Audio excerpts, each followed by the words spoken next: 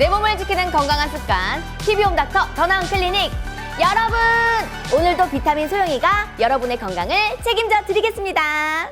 걷고, 뛰고, 점프할 때 사용하는 이 무릎. 하지만 과도한 사용으로 무릎 연골이 닳는다면 어떨까요? 선생님과 함께 궁금증 풀어보도록 하겠습니다.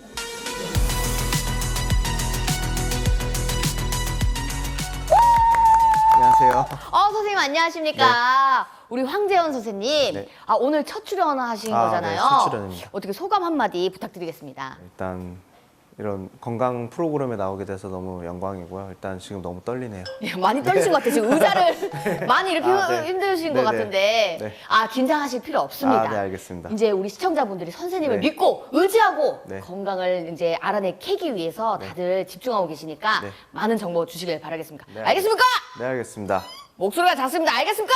네, 알겠습니다. 목소리가 작습니다. 네, 알겠습니다. 좋습니다. 자, 그럼 시작해 보도록 하겠습니다. 네.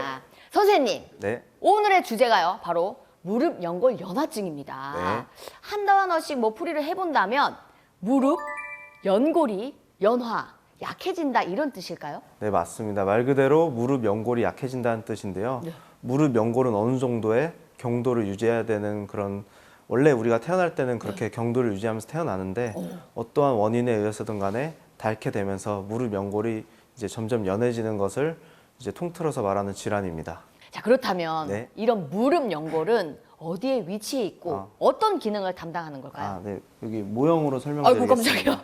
깜짝 놀랐어요, 선생님. 무릎 연골은 이렇게 우리 뚜껑뼈로 불리는 슬개골, 네. 그리고 이제 허벅지뼈로 연결되어 있는 요 대퇴골, 그리고 이게 대퇴골인 거군요. 네, 맞습니다. 여기가 허벅지고 이제 우리 정강이뼈로 연결되어 있는 여기 경골의 표면을 각각 싸고 있는데요. 얘네들이 이제 이 연골들이 이제 관절에 어떤 충격이 있을 때 충격을 흡수하는 역할을 하게 되고, 또 이제 관절액을 이제 적절하게 분산시켜서 윤활하는 역할을 하게 됩니다. 그럼 자, 한번 또 봐도 될까요? 네. 너무 숨기시니까 되게 아끼시는 건가 봐요. 아니죠? 그러면 이게 무릎 연골인 셈인가요? 아니죠. 이거는 인대고요. 여기 이제 뼈 표면. 여기가 네네. 연골인 네, 거잖아요. 여기랑 이제 여기 아까 각각. 말씀해 주신 네, 이런 데는 요 부분. 연골이 없고요. 이런 관절 표면에만 이제 연골이 존재합니다. 그러면은 두께가 어느 정도 되는 걸까요? 두께는 사실 사람마다 다 다르고. 숨기시네요. 네, 이따 올려놓을까요? 예, 좀 올리고 같이 볼게요. 예. 두께는 이제 사람마다 다르고 사실 문헌에도 많이 차이가 있는데 보통은 이제 3에서 4mm 또는 3에서 5mm 정도로 보고 있습니다. 3에서 5mm. 그래도 생각보다 약간 두께가 있는 편이네요. 그렇죠. 그렇다면 네. 이렇게 발병의 원인은 아무래도 이 무릎의 과도한 사용이 아닐까요? 네, 맞습니다. 무릎이 어쨌든 우리 연골은 어떻게 보면 이제 하나의 소모품이기 때문에 이제 많이 쓰다 보면 결국은 닳게 돼 있고, 그 원인으로는 이제 무리한 스포츠, 과한 스포츠 활동이 또 원인이 될 수 있고, 또 이제 두 번째로는 약한 근육이 약해도 이렇게 발생할 수 있고요. 그리고 무릎하고 무릎 사이에는 이거 해도 되나요? 예. 네, 무릎하고 무릎 사이에는 이렇게 연골판이 있는데요. 이 연골판이 닳게 되면 무릎하고 무릎이 직접 닿게 되면서 그런 판이 또 있습니까? 네, 이런 판이 있는데 이게 이제 손상을 입으면은 얘네가 기능을 못 하니까 이 연골끼리 닿게 되면서 이제 또 연골이 이제 닳게 되는 그런 것이 있고요. 어떻게 보면 그런 거랑 다 같네요. 어렸을 적 타던 방방 이런 게 있잖아요. 네네. 점프하는 그게 방방판이 없고 그죠. 바닥에서 계속 점프를 그렇죠. 해서 무릎을 괴롭히는 그렇습니다. 그런 거. 저 바로 이해 능력이 네. 굉장히 좋지 않습니까? 맞습니다. 감사합니다. 그런 이제 그런 것들도 있고 또 그 외에도 이제 직접적인 외상, 골절이나 탈구 등도 있을 수 있습니다. 네. 그렇다면 이것도 관절염처럼 노화나 아니면 퇴행성의 질환의 측면으로 볼 수 있는 건가요? 네, 맞습니다. 그래서 결국 이 연골이 연골 연화증이라는 것이 1단계부터 4단계까지 있는데 4단계까지 가게 되면 결국 연골이 거의 없는 상태에 이르는 거고, 그것이 바로 이제 관절염이라고 볼 수 있기 때문에 퇴행성 질환으로 물론 볼 수 있습니다. 그래서 요 퇴행성 질환이고 주로 이제 여성분들, 중장년층 여성이 70%를 차지하고 있고요.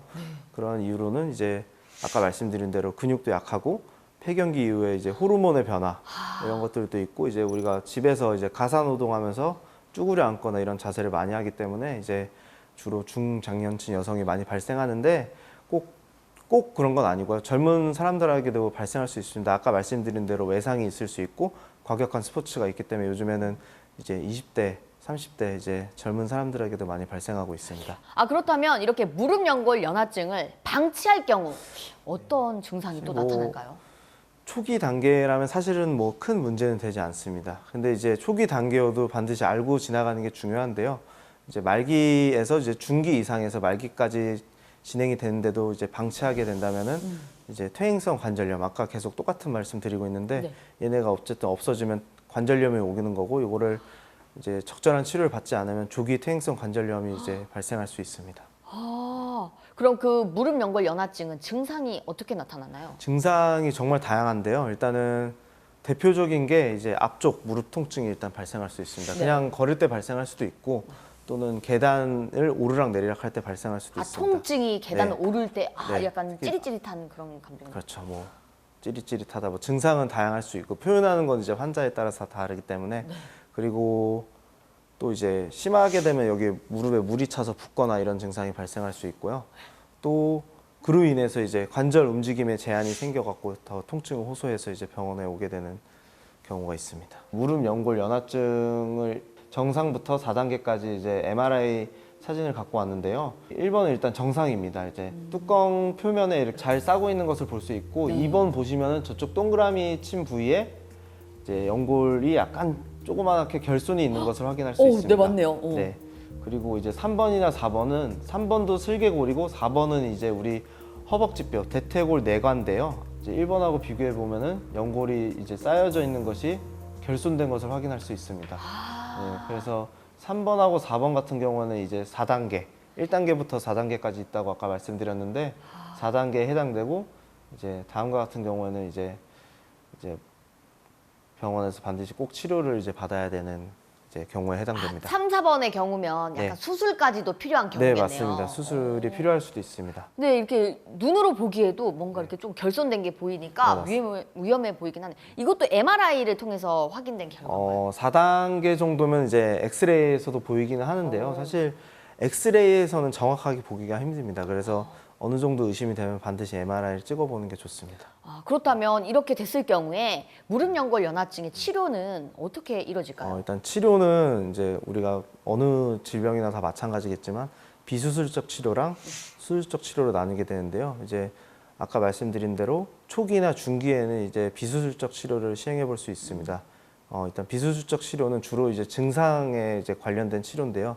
이제 약물 치료, 그다음에 뭐 물리 치료, 주사 치료, 그리고 또 요즘에는 충격파 치료 이런 것 등을 많이 할 수 있고, 이제 약물 치료나 주사 치료 이런 것들은 이제 말 그대로 증상을 호전시키는 거고, 그 중에 주사 치료는 우리가 이제 안에다가 어떤 연골을 대신할 수 있는 물질 같은 걸 넣으면서 이제 윤활 역할을 대신해서 할 수 있고, 충격파 치료 같은 경우에는 이제 말 그대로 충격을 줘갖고 어떤 조직에 상처를 내갖고 다시 재생시키는 역할을 이제 도모해 볼 수 있는 그런 역할을. 약간 재생 치료 같은 느낌이네요. 네, 맞습니다. 네. 초기, 중기가 아닌 말기 단계에서는 이제 반드시 뭐 꼭 다 수술을 하는 건 아닌데 이제 네. 수술적 치료를 한번 고려해 볼 수 있습니다.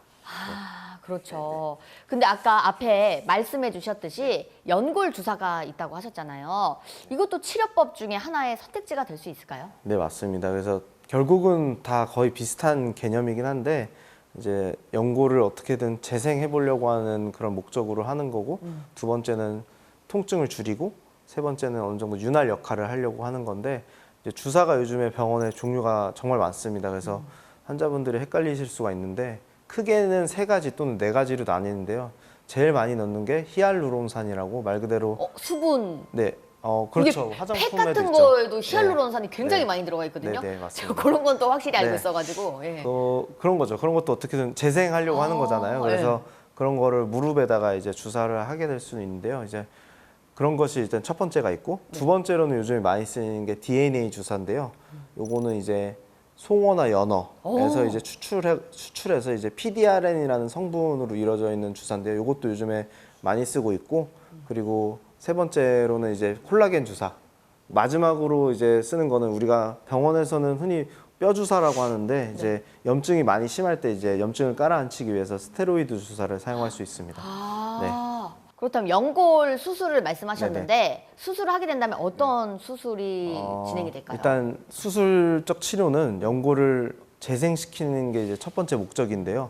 대부분은 이제 내시경을 통해서 시행하게 됩니다. 아까 말씀드렸다시피 연골은 뼈를 이렇게 싸고 있는 조직이었잖아요. 그렇죠. 사실 연골이 없으면은 그 위에는 이제 뼈가 이제 돌출이 됩니다. 그래서 그 부위 이제 다친 부위를 깨끗하게 다 정리를 하고 네.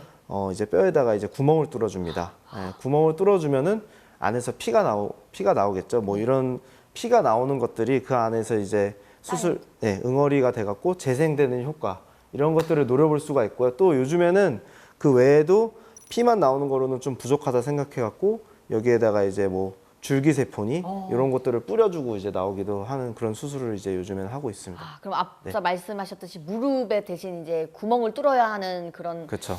불편함을 겪어야 되는 거 말고는 그렇죠. 그렇게 좀 수술적인 치료도 네네. 좋은 방법이겠네요. 네. 4단계 환자에서도 이렇게 네. 수술을 하게 된다면 네네. 그래도 좀 정상으로 돌아오는 정도의 기대를 해봐도 될까요? 엄밀히 말하면 완전히 정상이 되기는 쉽지 않습니다. 나중에 수술을 하고 이제 그걸 검사를 할 기회가 있으면은 네. 우연히 있는 사람들은 또 내시경으로 한 번 더 이제 한번 검사를 해볼 수 있는데요. 그런 그 내시경이라 하시면 다시 또 무릎에 구멍을 그죠. 뚫어야 하는 뭐 건가요? 다른 일에 의해서마다 네. 그것만 검사하려고 다시 또 하진 않고 뭐 다른 게 있어갖고 뭐 재수술을 한다든지 이래서 확인을 해보면은 이제 모양은 그럴싸하게 이제 연골 모양이 돼 있는데요. 네. 사실은 그 재생된 연골을 이제 조직 검사를 해보면은 정상 연골하고는 좀 성분이 다른 연골로 이제 대체되어 있는 것을 확인할 수 있었는데 그래도 그냥 비어 있는 상태에서 관절염이 진행되는 것보다는 그게 훨씬 더 이득이기 때문에 이제 시행하고 있습니다. 그렇죠. 그래도 이제 뭐 완전 100%까지는 아니어도 네네. 일상생활하는데 지장은 없는 느낌으로까지는 그래도 네, 뭐 수술 도움이 후에 이제 되겠네요. 어느 정도 시간이 흐른 후에는 그래도 또 다시 안 좋아질 수 있긴 하지만 그래도 어느 일정 기간 동안에는 그래도 재생된 연골로 환자분이 생활하실 수 있을 것 같습니다. 자, TV홈 닥터 더 나은 클리닉 이번 시간에는요 무릎 연골 연화증에 대해서 알아봤습니다. 여러분 무릎 꿇지 않는 인생을 위해 무릎 연골도 건강하게 지켜주자고요. 지금까지 MC 소영이었습니다. 여러분 다음 시간에 만나요. again.